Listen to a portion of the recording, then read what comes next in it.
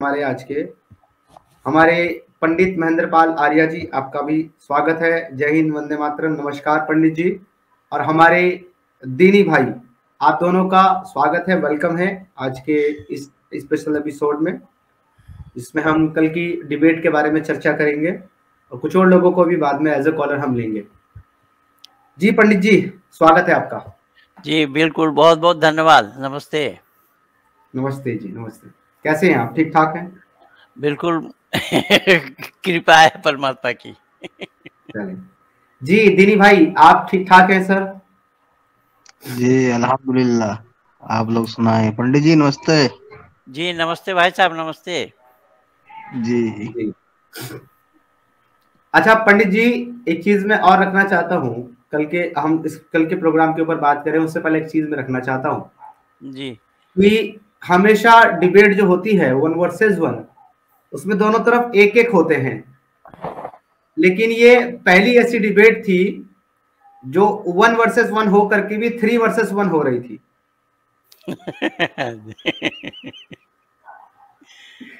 और इसकी दलील जो है आपको वीडियो में ही मिलेगी। मैं आपको वीडियो प्ले करके दिखाऊंगा।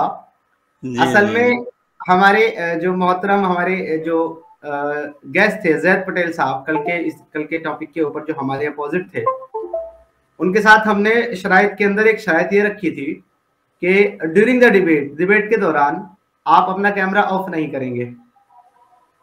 तो वो शर्त हमने इसलिए रखी थी कि अक्सर वो कैमरा ऑफ करने के बाद में कुछ ऐसी चीजें हैं जिनका हमें अंदेशा था, इसलिए हमने रखी कि आप कैमरा ऑफ नहीं करेंगे, ना हम करेंगे। उसके बाद भी उन्होंने 2 बार कैमरा भी ऑफ किया, और इसके अलावा जब वो कैमरा ऑन रहते थे तब भी वो म्यूट कर लेते थे अपनी साइड से, और म्यूट करने के बाद अक्सर कुछ बातें चलती थी जो 2 बार उनका अनम्यूट होने की वजह से हमने भी सुनी और स्क्रीन पर सब लोगों ने भी सुनी, जिससे पता चला कि वो डिबेट 1 वर्सेस 1 नहीं 3 वर्सेस 1 हो रही थी। मगर बड़े अफसोस की बात है पंडित जी, आपने भी सुना होगा कि 3 वर्सेस 1 होने के बाद भी जो है हमारे जैद साहब ना टॉपिक पर आए और ना किसी भी सवाल का जवाब दिया।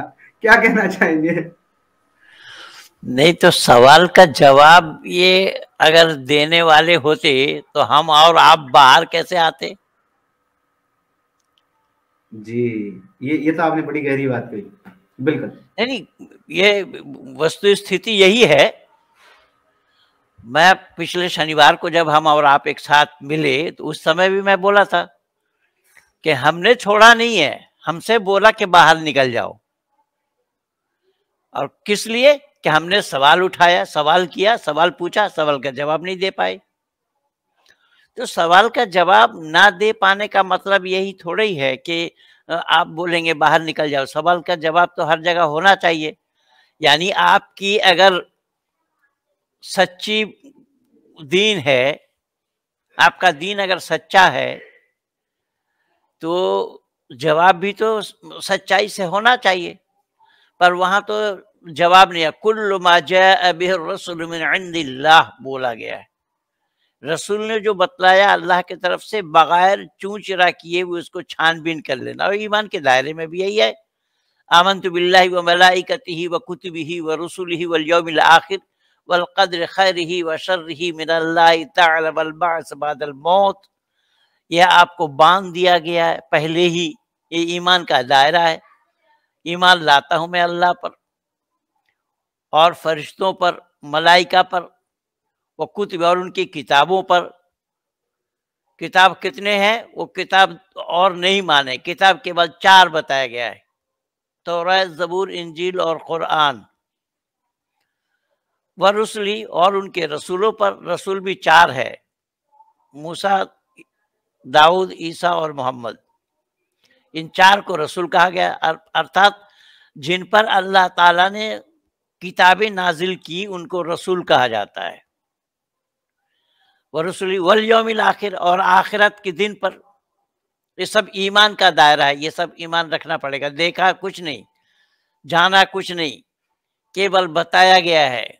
कौवा कान ले गया, कौवे के पीछे भागो। अपने कान में हाथ लगा कर मत देखो कि कान अपने पास है, छूटा है या वाकई में गायब है। वल यौमिल आखिर वल क़द्र खैरिही व शर्रिही मिनल्लाहि तआला वल बअस बअदल मौत। कि अच्छे बुरे का किस्मत को अल्लाह ताला ने बनाया है, मौत के बाद वाली जिंदगी में जन्नत में और जहन्नुम में जाना है। ये ईमान का दायरा है। अब इसमें कौन सी बात है जो देखी पर की होगी, किसी ने देखा नहीं, ख्याली जिंदगी में ही बहक रहे हैं।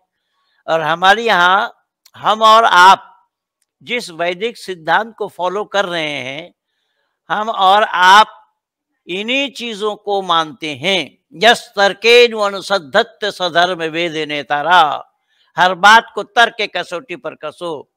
अगर जवाब दे तो मानो, जवाब न दे तो मत मानो।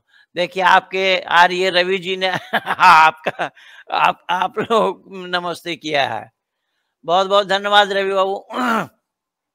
तो कहने का तात्पर्य ये है, इसलिए जो मैं सवालनामा मेरा जो था ना, मैं 25 जगह मुस्लिम इंस्टीट्यूट में सवाल लिख लिख करके भेजा, और उसके ऊपर मैं लिखा उन्जुर इला मा क़ाला वला तंजुर इला मन क़ाला, कि मैं कौन कह रहा हूं, मुझे ना देखे मैं क्या कह रहा हूं, उस पर विचार करें, बात को परख, कहने वाले को ना देख।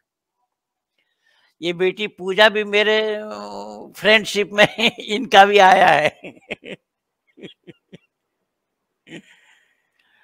तो कुरान को भी देखिए, सूरह बकर में यही बांध दिया आपको, ज़ालिकल किताब ला रैब फीह, कोई शक नहीं इस किताब के अंदर। और उसमें शक हो फिर भी आप शक नहीं कर सकते। अब आप कहेंगे शक कैसे हो, तो शक कैसे, वल्लती अहसनत फरजहा फनफखना फीहा मिन रूहिना वजअलनाहा वब्नहा आयतल लिल आलमीन।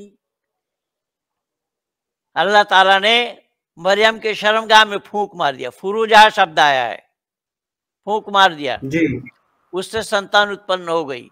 जबकि माता और पिता के बगैर अकेली माँ संतान उत्पन्न नहीं कर सकती, और अकेले पिता भी संतान उत्पन्न कर नहीं सकते। कल आपसे जो वार्तालाप कर रहे थे मेरे अजीज, वो भी बोला यहाँ, वो भी एक शब्द इस पे बोला था लगभग 10 बजे पास होने के बाद, कि अकेली माँ संतान उत्पन्न, अकेली माँ संतान अगर उत्पन्न नहीं कर सकती तो मरियम ने अकेली संतान कैसे उत्पन्न करी? तो अल्लाह ने फूंक मारा। तो ये जो अनसाइंटिफिक बातें हैं, विज्ञान विरुद्ध बातें हैं, मानवता विरुद्ध बातें हैं, सृष्टि नियम विरुद्ध बातें हैं, इन्हें बगैर चूंचरा किए हुए आपको मान लेना पड़ेगा। और भी बहुत जगह है, कुरान भरा पड़ा है। औ कल्लज़ी मर्रा अला क़रयतिन वहिय ख़ावियतुन अला उरूशिहा क़ाल अन्ना युहयी हाज़िहिल्लाहु बअद मौतिहा फ़अमाताहु अल्लाहु मिअता आमिन सुम्मा बअसहु क़ाल कम लबिस्त क़ाल लबिस्तु यौमा औ बअद यौमिन क़ाल बल लबिस्त मिअता आमिन फ़न्ज़ुर इला तआमिक व शराबिक लम यतसन्ना वन्ज़ुर इलल इज़ामि कैफ़ नुनशिज़ुहा सुम्मा नक्सुहा लम। वहाँ सूरह बकर का आयत नंबर 259 देखिए, 260 देखिए। वहां पर वो एक जा रहे थे किसी गांव से, गांव में सुनसान पड़ी थी, सब लोग मरे पड़े थे औंधे मुंह। तो उन्होंने कहा अल्लाह आप मुर्दे को जिंदा कैसे करते हैं? जिंदा करते हैं, यकीन नहीं है? बोले हाँ यकीन तो है, पर मैं देखना चाहता हूँ। कि आगे जाओ, जो सामान है उसको रखो, वहीं बैठो और गधा को बांध दो। गधा को बांध दिया, बैठ गया, खाने का पीने का सामान रखा। 100 साल के बाद अल्लाह ने सुबह के वक्त उसकी रूह निकाल ली, और शाम सूरज छुपने से पहले उसके रूह डाल दिया, उसमें वापस कर दिया। उससे पूछा कितने दिन सो रहे हो? उसने बोला एक दिन भी पूरा नहीं हुआ, क्योंकि सुबह का समय था सोने का, अब यह शाम का समय है जागने का। बोले एक दिन भी नहीं हुआ। तो अल्लाह ने कहा अरे एक दिन, देखो अपने गधे की तरफ, जिस गधे का पिंजर पिंजर दिखाई दे रहा है, कंकाल बन गया है, पर मैं इसमें अभी गोश्त खाल चढ़ा दूंगा। गधे का 100 साल में कंकाल बन गया, लेकिन सोने वाला व्यक्ति का कंकाल नहीं बना। और जो खाने पीने, सबसे आश्चर्य वाली बात यह है, जो खाने पीने का सामान रखा था वो बिल्कुल तरोताजा रहा, सड़ा गला नहीं। अब इसमें कौन सा फ्रिज में रखा गया था, कौन सा साइंस था वहां 100 साल में खाना पीना सड़े नहीं? इसमें संदेह होने के अवकाश है या नहीं है? संदेह होने की गुंजाइश है या नहीं है? फिर भी कहा गया है ज़ालिकल किताब ला रैब फीह, फिर भी बोला कि संदेह के लिए कोई अवकाश नहीं है, कोई गुंजाइश नहीं है। तो इस तरीके से जब आप अकल से काम लेना चाहेंगे, यानी मनुष्य हम हैं, हम अकल होने के कारण हमारा नाम मनुष्य पड़ा, जो अकल से आप काम लेंगे तभी आप मानव कहलाएंगे। अकल में ताला डालने का नाम मानव नहीं होगा। इसीलिए बोला ना यस्तर्किन अनुसद्धत सधर्म वेद नेता, कि हर बात को तर्क के कसौटी पर कसो, अगर जवाब दे तो मानो, जवाब न दे तो मत मानो। हमारे यहाँ पर कारण के बगैर क्रिया नहीं है, हर एक क्रिया का कारण है। तो कारण के बगैर क्रिया नहीं है, लेकिन वहां कुछ कारण नहीं है, अकारण बस हो जा, कुन हो जा, फयकुन बस हो गया। अब इस हो जा और हो गया में जो वलक़द ख़लक़ना समावाति वल अर्ज़ फ़ी सित्तति अय्यामिन सुम्मा इस्तवा अलल अर्शि युदब्बिरुल अम्र यफ़स्सिरुल आया। अल्लाह ताला ने 6 दिन में जमीन और आसमान को बनाया, 7वां दिन आज करार पकड़ा। अब जब कुन कहने से हो जा कह देने से हो जाता है, तो 6 दिन लगने का क्या कारण है? 6 दिन लगने का क्या मतलब है? 6 दिन लगा, क्या 6 बार कुन कहा गया? एक बार कुन कहने में 6 दिन लगा। तो ऐसे कुरान तो सवालों को घेरे में है, इसलिए हमें और आपको छोड़ना पड़ा। उसका नतीजा, उसका कारण यही है, उसका कारण सिर्फ यही है कि हम सवाल क्यों करते हैं, पूछते क्यों हैं। आंख बंद करके मान लेना चाहिए। जैसे मैं बोला कुल्लु मा जाअ बिहि रसूल मिन इंदिल्लाह, रसूल ने जो बोला उसको बगैर छानबीन किए हुए उसको मान लेना, तस्लीम करना, कबूल करना, स्वीकार करना। बस मैं बांगी के तौर पर थोड़ा सा सुना दिया आपको। जी पंडित जी, मेरी आवाज आ रही है? जी हाँ, जी हाँ जी, बहुत अच्छी आपने बात की, और आपने जो है ना वो गागर में सागर वाली बात कर दी। आपने सब कुछ ही पूरा खोल के रख दिया छोटी सी बात में। तो चलिए अब हम क्या करते हैं पंडित जी, कि अब हम जो है ना जो वीडियो है उस पर बात करते हैं, उसको लेकर के आते हैं, और उसमें जो आर्ग्यूमेंट हैं जैद साहब के उस पर हम काउंटर करेंगे, और जो कल हमने रेफरेंस रखे हैं उनको एक्सप्लेन करेंगे। क्योंकि बहुत से लोग जो है ना वो ये कह रहे हैं कि आपने सिर्फ रेफरेंस बताए, नंबर बताए, पेश नहीं किया। जबकि ये बहुत कॉमन सी बात है कि अगर आपके पास 2 मिनट का टाइम है अपने आर्ग्यूमेंट रखने के लिए, तो अगर आप पूरा आपके, मैं सुना हूँ उसमें, मैं जुड़ा था आपके साथ, उसमें आपने जो सवाल का एक का जवाब नहीं दे सकते। आप खोलिए, मैं बताता हूँ कहाँ। एक का भी नहीं दिया भी नहीं है उन्होंने, एक का भी। बिल्कुल सही कह रहे हैं। और फिर बाद में ये बातें कुछ लोगों ने, कुछ कमेंट्स वगैरह आए, तो मैं उसका ये जवाब दे रहा हूँ। वो कह रहे हैं कि जी रेफरेंस सिर्फ दिखाए, समीर ने झूठे रेफरेंस दिखाए, कुछ बताया नहीं। भाई 2 मिनट में आप अपना क्लेम रखेंगे, आप पॉइंट रखेंगे, या उसको एक्सप्लेन करने बैठेंगे? मैं अगर एक आयत खोल करके दिखा करके उसको पढ़ने लगूं, 2 मिनट तो मेरा उसी में चला जाएगा, मैं क्या खास क्लेम रखूंगा। लेकिन जो मेरे सामने डिबेट में बैठे हुए हैं, जो कि आलिम है, स्कॉलर है, उनको पता है कि मैं जो बता रहा हूं और जहां से बता रहा हूं वहां वो चीज है कि नहीं है। अगर वो चीज वहां नहीं होती और वो गलत होती तो मुझे काउंटर कर देते कि ये चीज यहाँ पे नहीं है।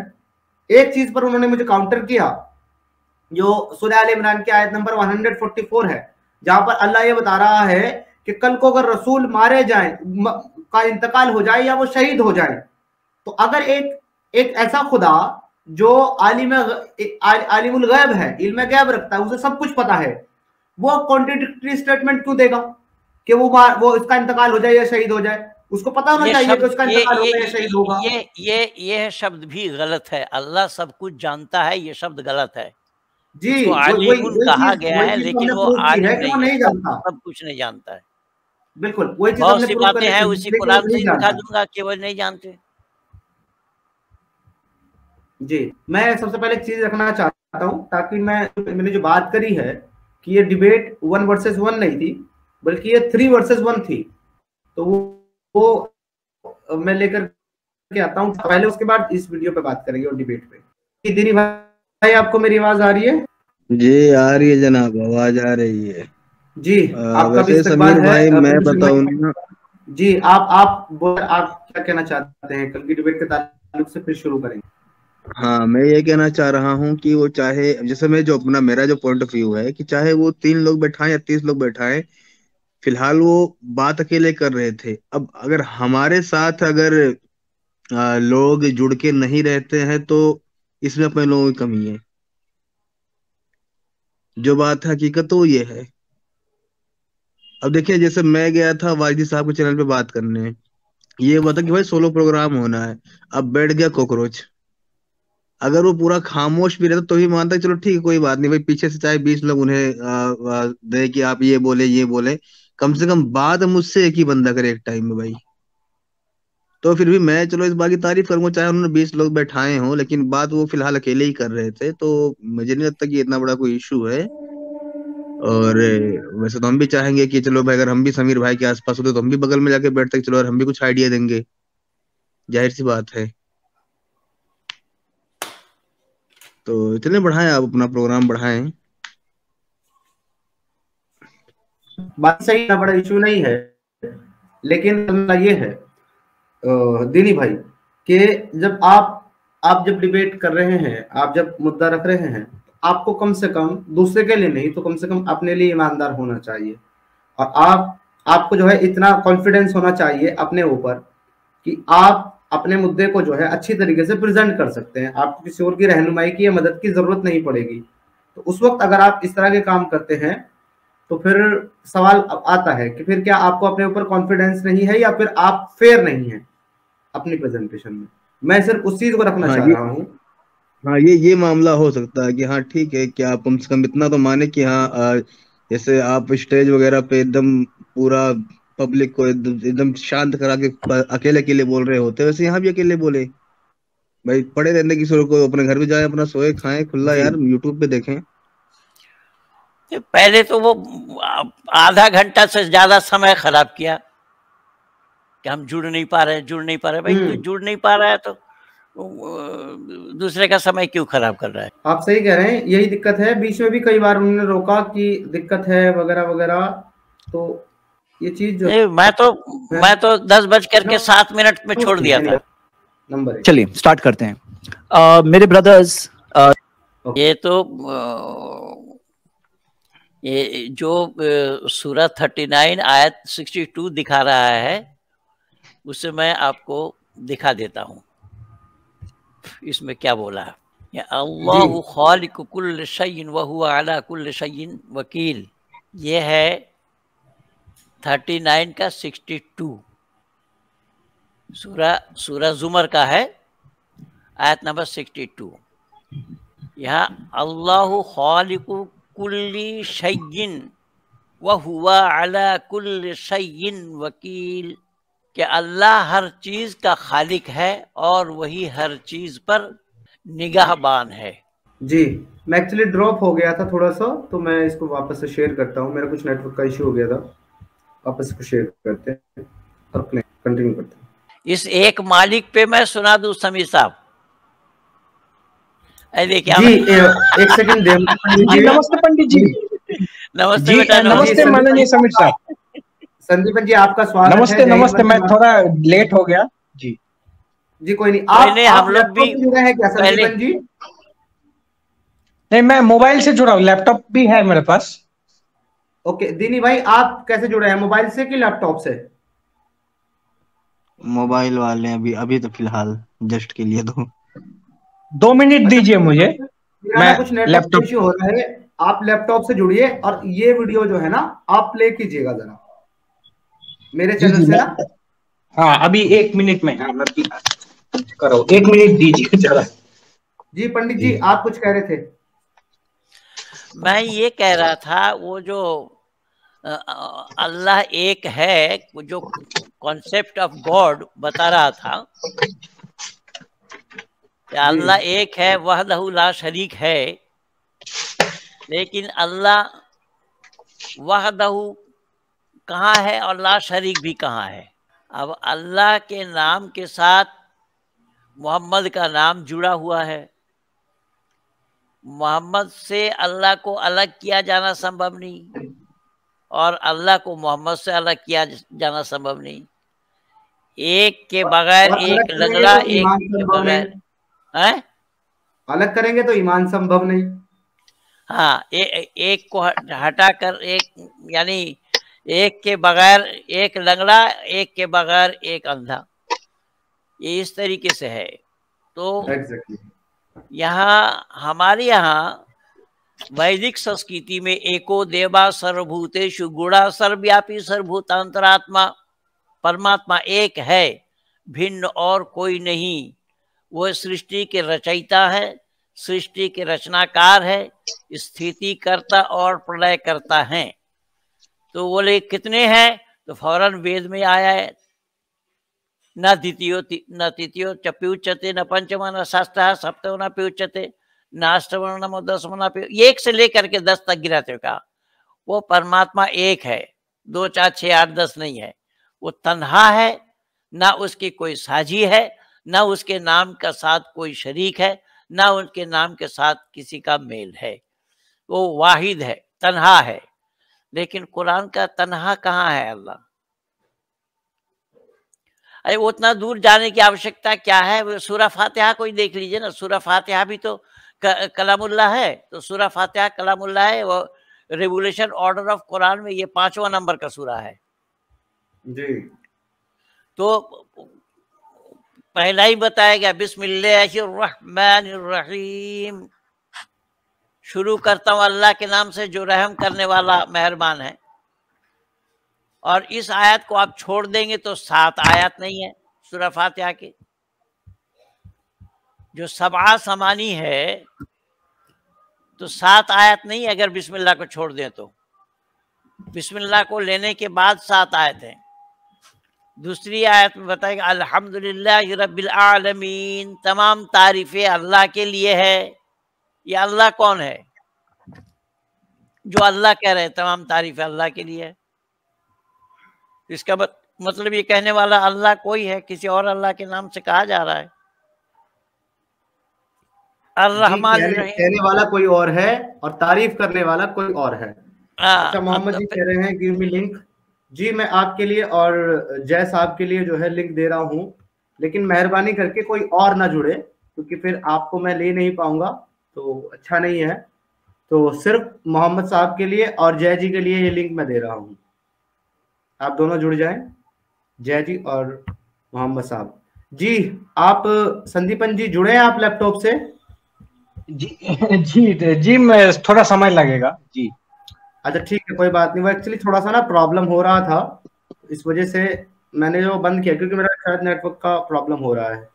Raghav Jha ji thank you so much for your contribution, बहुत बहुत धन्यवाद आपकी कंट्रीब्यूशन के लिए। And CM ji thank you so much आपके भी सहयोग के लिए। That was defensive and pushed to back foot by Sameer ji. Definitely वो डिफेंसिव मोड में रहे और वो जिस टॉपिक के ऊपर बात करने आए थे उस पर बात उन्होंने की भी नहीं। एंड वी हैव जय सर एंड जय जी एंड मोहम्मद भाई जी, आप दोनों का इस्तकबाल है। वेलकम तमाम दोस्तों को थैंक यू समीर। कल आपने जबरदस्त में पूरा आपके साथ था। जैद पटेल साहब कहीं इतने कंफ्यूज हो रहे थे, कुछ जवाब नहीं दे रहे, जो सूरह आप पेश कर रहे हैं उस पर कोई वो नहीं कर रहे, बस मान लो एक है अल्लाह, एक है अल्लाह मान लो, और अल्लाह जो है वो है। अच्छा, जब अल्लाह की वो पेश कर रहे हैं वो भी कुरान से ही दे रहे हैं, कोई दूसरे अपोजिट उससे सेक्ट से उससे रिलीजन से नहीं दे रहे हैं। समीर आपने बहुत जबरदस्त डिबेट हुई है और मैं आपको बताऊं कोई ऐसा कोना नहीं था कि जहां आपने कहा कोई बंदा फील करे कि यार समीर यहाँ पे जवाब नहीं दे सके। आपने हर जगह आपने देखा, वो आपको कह रहे थे देखो समीर तुम मान गए हो कि क्या कहते हैं कोई ताकत है, देखो तुम ये चीज मान गए हो अब तक, तो अल्हम्दुलिल्लाह शुक्र है, मगर अब ये भी मान जाओ कि वो एक अल्लाह है। तो उसने कहा कि आपने कहा कि अपने मुंह में मेरे डालना चाहते हैं वर्ड्स, तो वो एक अलग बात है, बल्कि आप प्रूफ करें मुझे कि एक है तो मैं मानूंगा। बहुत जबरदस्त समीर। नहीं, समीर जी की तो चूक हुई है, एक जगह ये चूक हुई है पहले ही। वो बोल रहा था जो बनाया वो सब कुछ वो क्रिएटर है, सब कुछ उसने बनाया। पर समीर जी को ये बोलना चाहिए था कि भाई बनाया तो ठीक है, लेकिन किस चीज से बनाया? कोई वस्तु अगर सामने ना हो तो किसी चीज को बनाया जाना संभव क्यों होगा, कैसे होगा? तो वहां वैदिक साहित्य में वैदिक वांग्मय अब वमा खलक़तुल जिन्न वल इंसा इल्ला लियअबुदून यहाँ लिखा रहा है, लेकिन अल्लाह के नजदीक तो पेड़ पौधे कीट पतंग लता वृक्ष जितने भी हैं वो सब इबादत करते हैं। तो अल्लाह इन सबको इबादत के लिए बनाए तो नहीं बोले, यहाँ तो केवल इंसान और जिन का नाम लिया है। तो कौन सी बात सही है अल्लाह की? उस टॉपिक से रिलेटेड इनको अपना आर्गुमेंट ये रखना चाहिए था कि वो क्यों नहीं, वो कुछ नहीं रखता, लेकिन पहला शब्द ही वो फंसा पड़ा था। आप थोड़ा उधर ध्यान नहीं दिए, आप उसको बाईपास। वो जो क्रिएटर बोल रहा था, भाई कोई सामान बनाएगा तो सामान सामने कुछ होना चाहिए तब तो बनेगा ना। किस चीज से बनाएंगे आप सामान? रॉ मटेरियल तो होना चाहिए। उसमें तो कुरान मौन है। ईश्वर, प्रकृति और जीव तीनों अनादि तत्व हैं। तीन के बगैर कोई सामान बनने वाला ही नहीं है। समीर सजदा करो अल्लज़ी खलक़हुन्ना, जिसने इन सबको बनाया। तो नेचर की इबादत नहीं होनी चाहिए, बल्कि नेचर के हाथ में कुछ भी नहीं है। क्लियर हो जाए कि हम सब इंसानों का मालिक एक है और उसका वजूद है। देखिए कैसा है कि अगर उसके कैरेक्टरिस्टिक्स, उसकी सिफात के बारे में मैं कुछ बताऊं यहाँ इस डिबेट में, और समीर का मानना है कि जो मालिक की सिफात के बारे में बात करके कोई मतलब ही नहीं बनता है, जो उसके क्वेश्चंस है, क्वेश्चंस का आंसर जान के कोई मतलब नहीं बनता है। जब तक ये सबसे बड़ा ऑब्जेक्शन, जब तक ये क्लियर ना हो तो आगे की चीज क्लियर नहीं होती है। इसी वजह से मैं ये टॉपिक पर सबके साथ रखूंगा, इस मकसद से हम ये टॉपिक को क्लियर करें, क्योंकि मेरा ये मानना है कि अगर ये टॉपिक क्लियर हो गया तो बहुत सारे सवालों का जवाब में मिल जाएगा। एक सवाल रखूं, समीर सवाल की आयतों, सूरा 52 की 35-36 नंबर की आयत है कि कोई भी चीज, चाहे नेचर हो, यूनिवर्स हो, उसके अंदर 4 पॉसिबिलिटी है। या तो बगैर किसी बनाने वाले वो चीज बन गई, बगैर किसी नथिंग, मतलब क्या है? कोई पर्सन नहीं, कोई बीइंग नहीं, कोई कॉजल कंडीशन नहीं, कोई मैटर नहीं, कोई एनर्जी नहीं, कोई पोटेंशियल नहीं, या तो बगैर बनाने वाले के बन गई। और नथिंग का फॉर्मूला, यही तो झूठ बोल रहा है, यही तो असत बोल रहा है, यही तो गलत तरीका है, ये गलत शब्द है कुरान का। जो नेचर को बनाने वाला नहीं है। नेचर तो अनादि है, जैसा जीवात्मा भी अनादि है। आत्मा की मौत नहीं होती। Soul is not deathable never. आत्मा की मौत नहीं होती, प्रकृति भी मरती नहीं, और ईश्वर का भी मौत नहीं है। ये तीनों अनादि तत्व हैं, तीनों सदा से हैं, सदा ही रहेंगे। वेद कहता सूर्य चंद्रमा सौधाता यथा पूर्वम कल्पयत, वो पहले भी था, अब भी है और आगे भी रहेगा। तो नेचर को तो कुरान के मुताबिक नेचर को अल्लाह ने बनाया। नेचर के बारे में भी ये ज्ञान नहीं रखते ये लोग, ये जानते नहीं है। प्रकृति, देखिए, ईश्वर ज्ञान में परिपूर्ण है और प्रकृति ज्ञान शून्य है। जीवात्मा में कुछ ज्ञान है और कुछ अज्ञानता है। तो जीवात्मा जब वो परमात्मा का सानिध्य प्राप्त करता है तो उससे ज्ञान प्राप्त करता है, और प्रकृति के तरफ आत्मा अगर झुकाव होता है तो वो जड़ को प्राप्त करता है, जड़ता को प्राप्त करता है, अज्ञानता को प्राप्त करता है। ये तीन चीज अनादि है। आपको यही पकड़ लेना चाहिए था, उसको आगे बढ़ने नहीं देना चाहिए था। वो बिल्कुल एकदम जाल में फंसा हुआ था आपके। उसे सुन करके उसको सुन करके उसके बाद तो जवाब दिया जा सकता था ना, वो क्या बोला। तो किसी बनाने वाले के बगैर बन गया। अम खुलिकू मिन गैरि शै, क्या किसी बनाने वाले के बगैर वो लोग बन गए? तो खालिकून, या उन्होंने अपने आप को बनाया। सेकंड पॉसिबिलिटी, देखो 4 ही पॉसिबिलिटी। फर्स्ट पॉसिबिलिटी, या तो बगैर किसी अपने आप को बनाए, यूनिवर्स ने खुद बनाया, नेचर ने अपने आप को बनाया। अगर ऐसा है तो क्वेश्चन क्या उठता है कि अगर नेचर अपने आप को बना रहा है, यानी कि बनाने के लिए तो वजूद होना जरूरी है ना। बनाने के लिए वजूद होना जरूरी, यानी कि नेचर पहले से मौजूद था।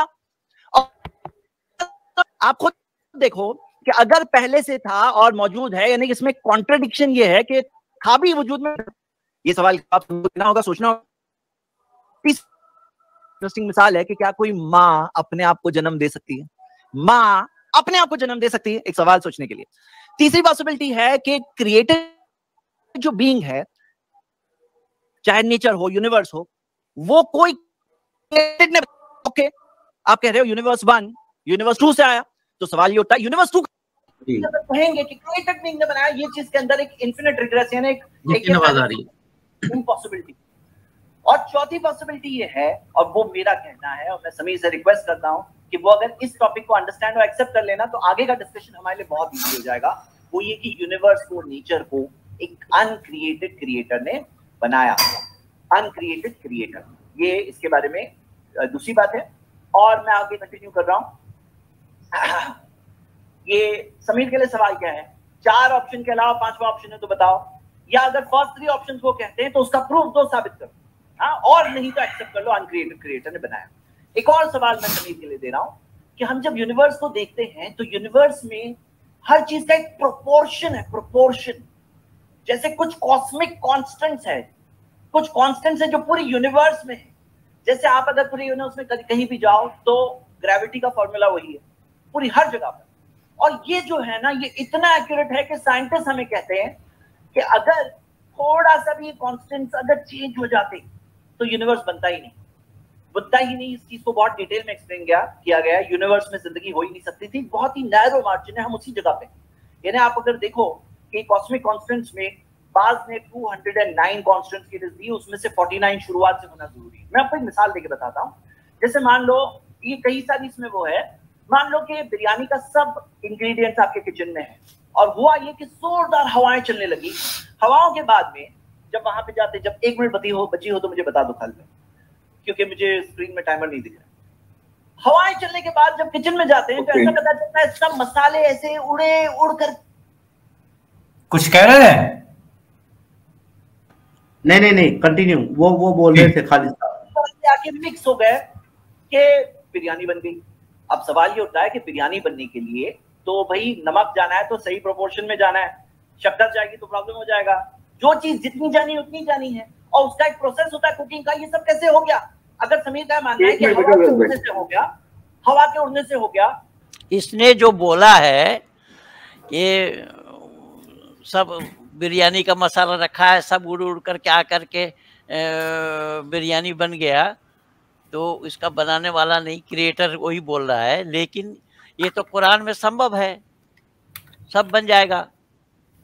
कि हजरत मोहम्मद साहब के पड़ोसी एक बार उनको कुछ गोश्त बना करके दे गए और हजरत साहब घर नहीं थे। उम्मे सलमा को बोला, उम्मे सलमा ने एक दाई को बोली कि इसको रख दो, हुजूर आएंगे तो नोश फरमाएंगे। उसने रख दिया तस्तरी में, एक तस्तरी ढक के। इतने में एक साइल आया मांगने वाला। उसने बोला कुछ खाने का है तो दो। बोले खाने का नहीं है, तो आगे चला गया। थोड़ी देर बाद हुजूर आए कि मुझे बड़ी भूख लगी है, कुछ हो तो दो। तो कुछ हो तो दो, तो बोले वो दासी को बोली कि तो जो तस्तरी में रखी थी सालन ला करके दे। और वो सालन लाने के लिए गई, वो गोश्त जो है वो पत्थर बन गया, टुकड़ा, पत्थर का टुकड़ा बन गया।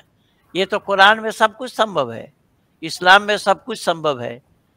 अवैज्ञानिक बातें हैं, मनगढ़ंत बातें हैं, जो बिना सिर पैर की बातें हैं।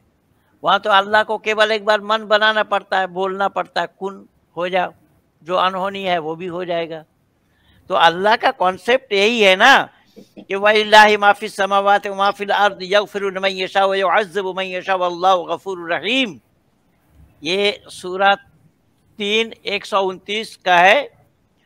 जो आकाशों और धरती में जो कुछ भी है सब अल्लाह का ही है। वह जिन्हें चाहे क्षमा कर दे और जिन्हें चाहे सजा दे। ये अल्लाह की मनमानी है। ऐसे अल्लाह को कौन क्रिएटर मानेगा? जिसको चाहे क्षमा कर दे और जिसको चाहे सजा दे। और अल्लाह अत्यंत क्षमाशील, दयावान है। अब इसमें क्षमाशीलता कहाँ है और दया की कौन सी बात है इसमें अल्लाह की? पर अल्लाह की दया की बात होती तो फिर वो सजा क्यों देते? पर वो तो जिसको चाहता है सजा देता है, वो जिसको चाहता है। यार एक दो जगह नहीं, कुरान भरा पड़ा है। तो कुन कहने में 6 दिन क्यों लगा? उसको नहीं, हम आगे जाने क्यों देंगे? और कहीं चली जाती नहीं। वो जो बोल रहा है उसका जवाब तो उसके मुंह में ही देना चाहिए ना। वो आगे बढ़ने के लिए हम क्यों दे? लॉजिक के खिलाफ बात है। उनको ये मानना होगा कुक ने बनाया है ना। तो यहाँ पर आप ये देखो, ये यूनिवर्स के इंग्रेडिएंट्स है परफेक्टली कैलिब्रेटेड, उतने प्रोपोर्शन में कैसे पहुंचे? तो मेरा सवाल है, इसे प्रोबेबिलिटी से साबित करें। इस बारे में वो बताएं कि प्रोबेबिलिटी से साबित करें, हाउ इज दिस पॉसिबल। एक और चीज, जो सेल है हमारी, जो सेल, उसके अंदर इतना बड़ा आर्किटेक्चर है कि जैसे पूरे शहर जैसा सिस्टम है। अगर मान लो एक सेल को अगर 20 किलोमीटर में ब्लॉक करके रखा जाए तो आप देखोगे पूरा सेल, चाहे प्लांट सेल या एनिमल सेल हो, उसके लिए पूरा सिस्टम है पूरा।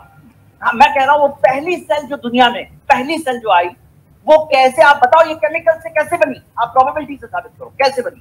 आप प्रोबेबिलिटी से साबित करो कि जान कैसे आ गई कोई चीज के अंदर। पहले तो बनी कैसे, जान कैसे आई? और जो हमारे अंदर इमोशंस और फीलिंग्स है वो कैसे आए। तो ये मेरे कुछ सवाल है। आपका टाइम खत्म हो गया।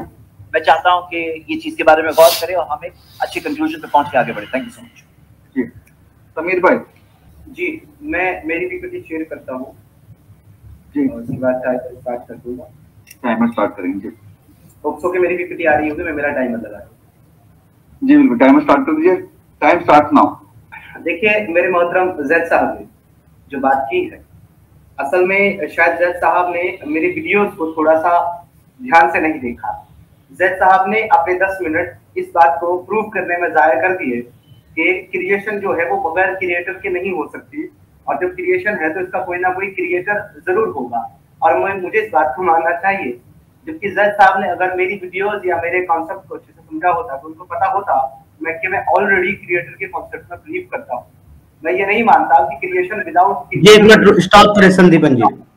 क्रिएशन है खाली जी, यहाँ पे गौर करने वाली बात ये है आप सब लोगों के लिए कि मैंने फ्रॉम द स्टार्ट, यानी कि अपनी जब मेरी पहली यहाँ पे प्रेजेंटेशन शुरू हुई, मैंने तभी बोला कि आपने अपने 10 मिनट ये साबित करने में जाया कर दिए कि ये जो क्रिएशन है वो बिना क्रिएटर के नहीं हो सकती, जबकि मैं तो उसको ऑलरेडी बिलीव करता हूं कि क्रिएटर है। तो आपने 10 मिनट अपने जाया किए ये साबित करने में कि क्रिएटर है, और आपने मुझसे सवाल किए ये इसके मुतालिक कि मैं क्रिएटर को साबित करूं कि वो नहीं है। भाई मैं क्यों साबित करूं जब ये मानता हूं कि क्रिएटर है। यानी कि वो जैसे कि अभी जो है दीनी भाई ने कहा, वो मुझे सारे एथियस्ट वाले आर्गुमेंट दे रहे थे, जबकि मैं तो एथियस्ट हूं ही नहीं, मैं क्रिएटर में पहले से मानता हूं। और ये चीज मैंने यहाँ ओपनली बोली है पहले स्टेटमेंट में, लेकिन आखिर तक हमारे प्यारे मोहतरम जैद साहब इस बात का क्रेडिट लूटने में लगे रहे, वो लेने में लगे रहे कि मैंने ये मान लिया कि क्रिएटर है, मैंने मान लिया। अरे भाई मैं तो शुरू से मानता हूं, पहले से मानता हूं कि क्रिएटर है। बिना क्रिएटर को माने भला मैं कैसे सनातनी बन सकता हूं। उनको अगर ये चीज समझ में आ रही है कि मैं सनातनी हूं, तो अगर मैं क्रिएटर में बिलीव नहीं करता तो how can I become a सनातनी। ये इतना इलॉजिकल था इनका पूरा का पूरा। और इसी के ऊपर मैंने बात करते हुए, लेकिन आपको मैं यहाँ पे रोका इसलिए ताकि आपको बता दूं सनातनी क्या है, सनातनी क्या है, सनातनी क्या मतलब है।